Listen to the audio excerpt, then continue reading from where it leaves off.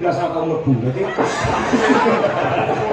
Ning pangga iso sekolah sik sekolah sampe niku tangan bareng sing dikutani apa.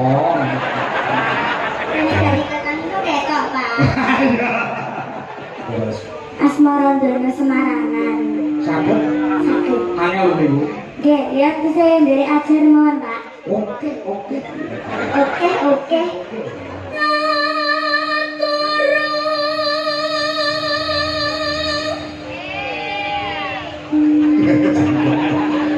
Sudah janji itu kan kacau mana? Ya aku nggak ada suaranya negeri, tak suara ketemu kok.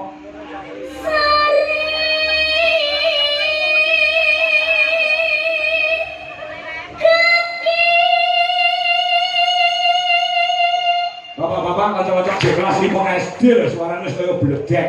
Nggih, pangestunipun Sok, kita. ini gede sih mau. Oh, Benny mau gemari sih dan siapa?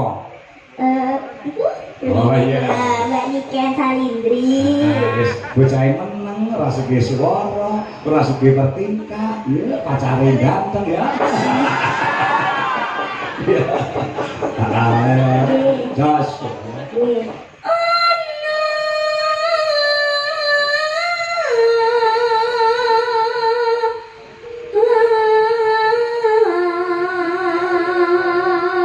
Dewa.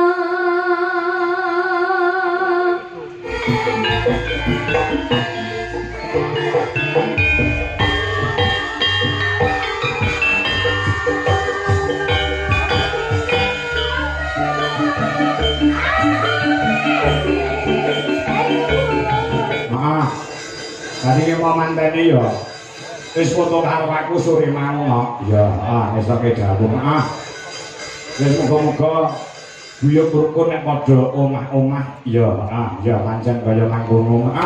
Sing disuwun kaya ngono lan awake dhewe minangka dadi wakile ingkang minangka tuan rumah utawa saka Bolbet bengi menjani Bapak Sugiyanto. So Ibu Ayu matur nuwun sedaya ingin sampun kemarang Sabiyantu Bayu bau suku lan sapanunggalane becik tenaga lan pikiran atas bantuannya sedaya kemawon diucapkan terima kasih ya mergo Pak Giyanto saha Bu Ayu ora iso ngladeni dhewe para tamu undangan sing marang rawuh tanpa dibantu kelawan ibu-ibu sing masak ana pawon. Bapak-bapak sing gawe wedang utawa nggon jayengan. Para sinoman, para muda-mudi, karang taruna sing ana ing rancang kene ya tanpa dibantu kelawan para sinoman ana ing rancang kene ndane Pak Giyanto so Ibu Yayu ora iso ngladeni para-para sing pareng lenggah. Nyaosi daran, nyaosi unjukan. Ya. Para karang taruna leh nyambut gawe ket awake dhewe teko nganti sayahene ora mandeg, Nduk. Ya, ya. Kula wakiling dari Bapak Sugiyanto so Ibu Yayu, terima kasih sedaya ingin sampun Sabiyantu terhadap apa yang menjadi gawene menjadi Bapak Giyanto so Ibu Yayu. Ya, utamane karang taruna. Karang taruna ngelancang ini nom-nom ganteng-ganteng, pinter-pinter, dan nyambut gawe karang taruna kene cepet-cepet, satset-satset, saking cepete, saking cepete lek nyambut gawe karang taruna kene. Sore mau aku dikek wedan rong tak ombe dikukuti kok saking cepete. Maksudnya dikukuti iki sing adem diganti sing panas. Panmulan paket kok, Nduk. Lah iya. Wis sakit tau yo iki arek tembang. Ngono. Lah iki nek bintang tamu loro no. Iya, sing siji genah cetok. Pokoke Niken Salindri bengi iki kudu rawuh.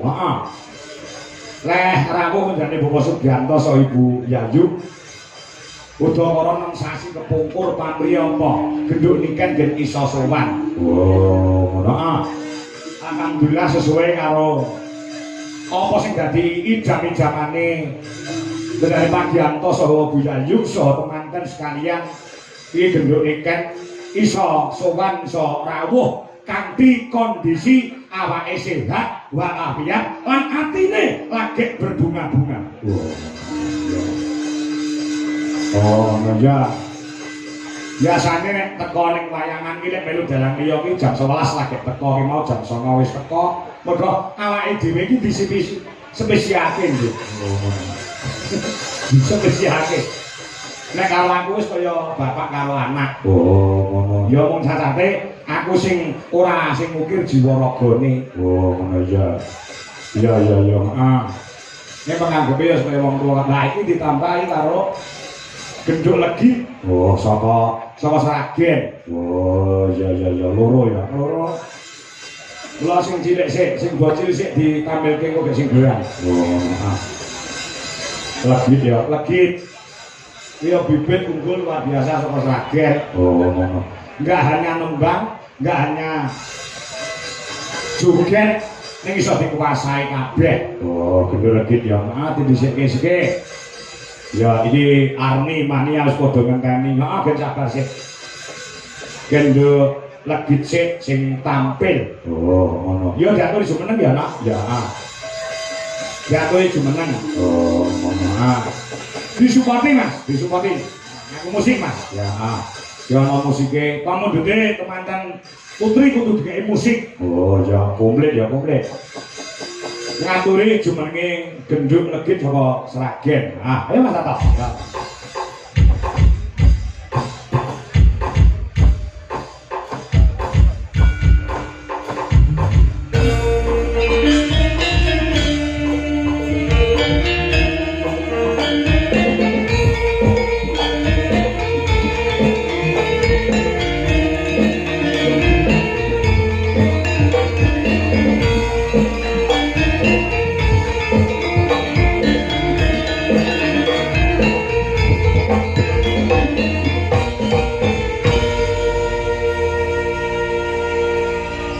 Sugeng dalu nduk lagi.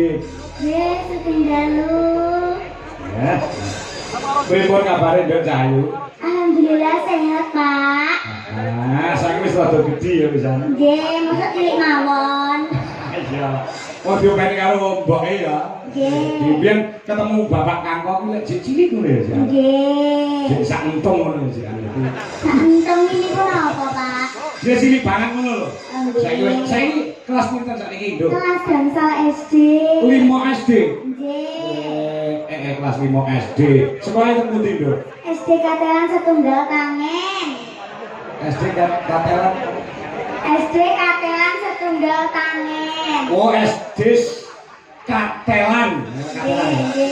Tangen Sragen nggih. Nggih. Nek sampean sekolah sok mlebu sekolah to? Nggih. Sregep to? Nggih. Nah, nek sekolah juara pinten? Mboten ngertos. Lho. Enek juara 1, juara 2, mboten enten ranking-e to sakniki. Enten. Enten. Enten. Lah, Tapi rambutnya mboten dicipok. lho, kok iso ora dijupuk lho? Dan mboten ngertos, Pak. Wah, ibumu sing ra beres iki. Wah. Nek sekolahe nyinden oleh lho. Nek sekolahe aja nganti ditinggal ya. Nggih, Pak. Kaya Mbak Yumu, Mbak Niken iki ngono. Iki tanggapan bedino ora lek ning sekolah iki biasa tau mlebu. Dadi ning pangga iso sekolah. Sing nek pancen ya pas prai yo Mbak Niken yo mlebu tenan. Nek ketika ning Jakarta kudu mulai tekan sekolah yo ora nyandak ya. Nggih. Ning sekolah yang diutamakan lho aku nuturi karo sampean, wong aku iki sak bapakmu ngono lho. Sekolah terus segem nggih. Nggih. Pelajaran sing mari mau senengi apa? Napa nih, Pak? Ana bahasa Inggris, bahasa Indonesia, matematika, IPA, IPS. Sing mau senengi. Kabeh ya, Pak. Heh? Angka kabeh ya, Pak. Angkat apa itu? Mesti enek salah satu pelajaran sing mau senengi apa? Ya enak, Pak. Loh. Kudu disenengi kabeh kuwi pelajaran kanggo awakmu. So nek pinter, wis sing mundhut dudu mbokmu, nek sing mundhut sampean. Nggih. Kaya Pak Kangkong kuwi mbiyen nalika sekolah ya wis dalang, ya wis laris. Nek pelajaran kuwi kabeh tak pangan, Bu. Nggih. Bahasa Indonesia tak pangan, bahasa Inggris tak pangan, IPA tak pangan, IPS tak pangan. Ojo meneh kok IPA IPS, IP ku dhewe tak pangan. Jadi sekolah ini nomor 1, nggih. Nggih. Nah, sama nembang apa? Manut, Bapak. Salim riyen, Pak. Oh, salin, ini salin karo Bapak. Kok ora sampe niku tangan bareng sing dikutani apa? Ini dari ketang itu ketok, Pak. Iya. Nggih, nah, saya pintar, saya gede, saya cerdas, saya cacor. Dadi sinden kuwi ora mung nyuwara tok, Nduk. Nggih. Kudu pinter interaktif, kudu pinter ngomong, ya ta? Nggih, Pak. Ya. Ya. Saya nembang apa? Nembang nggih. Nggih. Masa Bawa abet. riyen nggih, Pak. Eh? Bawa riyen. Oke, kudu nganggo bawa. Walah, jauh terus. Asmarandono Semarangan. Saged Saged. angel niku. Nggih, ya saya dari ajar mawon, Pak. Oke. Oke. Ya. Rendene nggih. Iya ya. Nek salah benekne nggih, Pak. Oh, tak benakne. Salah ana sing nyeneni sampean. Terus sampean sik cilik ya ayu. Biar nembak salah, orangnya sing nyeneni, nabrak maklum. Nek sing tuwek-tuwek kok salah, kewapuk cangkeme.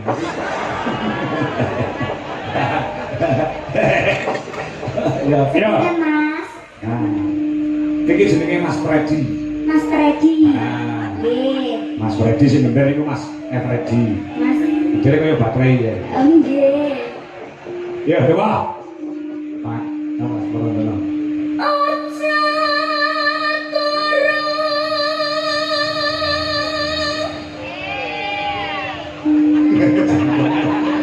Sudah jadi Tuhan aja meneng. Ya aku enggak ada suara negeri kok suara ketemu kok.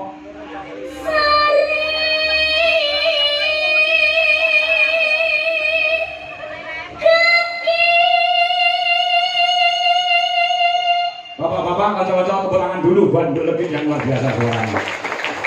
Di kelas 5 SD loh suaranya kaya bledek. Nggih, pangestunipun nggih, Sok, Pak. nek gede cita-cita ini dadi apa lho? Presiden, Pak. Presiden. Ya, pokoknya seniman seniwati ngono ae, Pak. Wah ya pokoknya dadi seniwati ya. Nggih. Sing mau Beni mau gemari sing den sapa? Iku. Oh, iya. Mbak Niken Salindri. Wis bocahe meneng, ora sugih swara, ora sugih bertingkah, ya pacare ganteng ya. Jos. Nggih. Iya, terus. Nggih.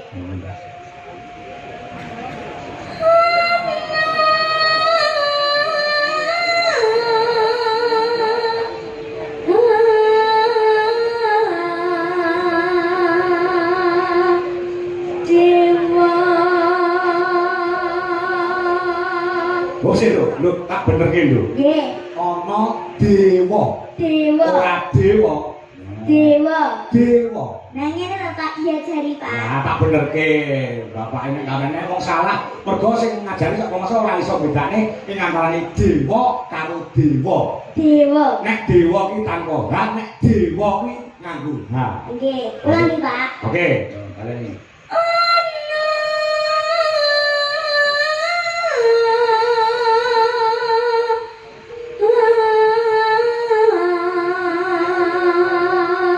Dewa. Dewa nangla jagat Wah, nyangking pokok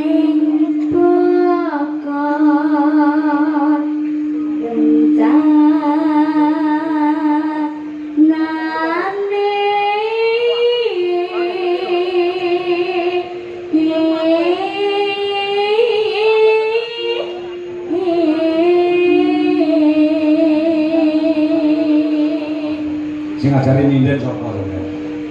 Kula, Ah, Kak Di kula, Pak. Pakde sapa? Kak Deko. Wah, Pak Eko. Pak Eko ki Pak Dewi ki kakak kelas Pak Kang. Nggih, Kak Deko kalih Kak De Bagong Kendal. Oh, Bagong Ngendang. Nggih. Ora ibumu sing ngajari. Mboten. Oh, ibumu ora iso nembang kok. Lah niku? Oh, lah iya, ibumu ora iso nembang, ngrasani tangga iso meneng deh. Lah iya to, Pak. Lah iya. Ya, ning mbokmu ki sekili nggon tari, kan. Nggih. Maka kayu. Isi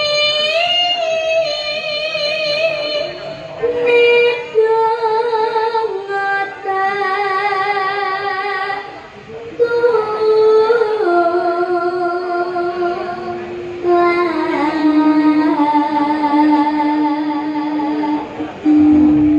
sanja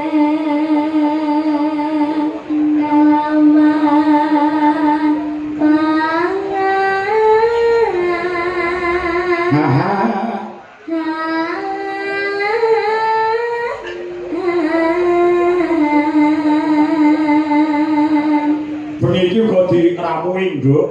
sapa selain pencinta budaya juga adoh saka ing Bandung Jawa Barat panjenengane Eyang Putri ing mijil saka ing Bandung Eyang Sri. Oh, Sing beniki uga rawuh prene saka Jawa Barat mung kepengin ketemu kelawan genduk Niken Salindri, kepengin ketemu kelawan Mas Ardi. oh, ngono. Matur suwun nggih Bu, peparingipun kangge kula sak kanca. Oh, ngono. Kowe diparingi apa? Aku diparingi jarik, kanca-kanca ya diparingi jarik asal saka Cirebon. Oh, ngono. Iki jarik Mega Mendung sing dienggo kanca-kanca yoga, ya mung kurang 6 Bu. Dadi Oh, ngono. Ya. ya, uga dimonitor lawan guruku. Sapa? Liyane Pak Eko Mugiono sing mapan wong ing Jakarta, jane njaluk lencir kuning ning sinden-sinden iki ora enek sing apa, aku tak semayani tanggal 22. Oh, ngono ya. Ya lho, bareng lho terus lho. Nah. Ya iku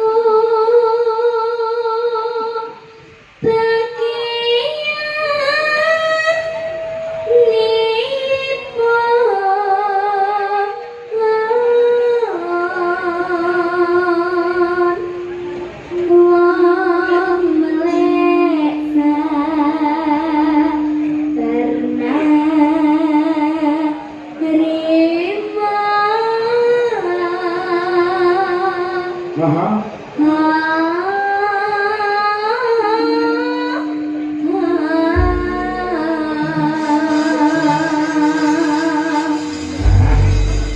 Baju kira gua apa nok sayu?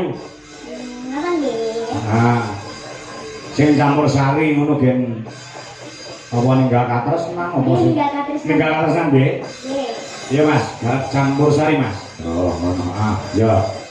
Maka ngatur sedaya pamirsa utamane ndane Bapak Sugianto saha Ibu Yayu uga mempelai berdua Mbak Nadia Mas Irfan. Oh malah ngenteni ning kono yayine. Heeh. Engko gen gojek karo genduk Niken Salindri. Oh, ngono ya.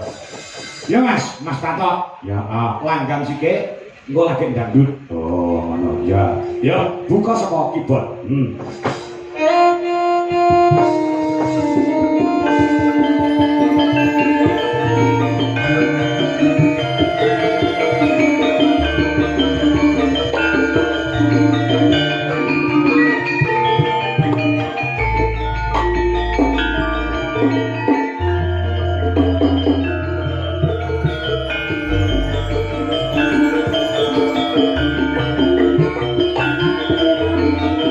Thank you.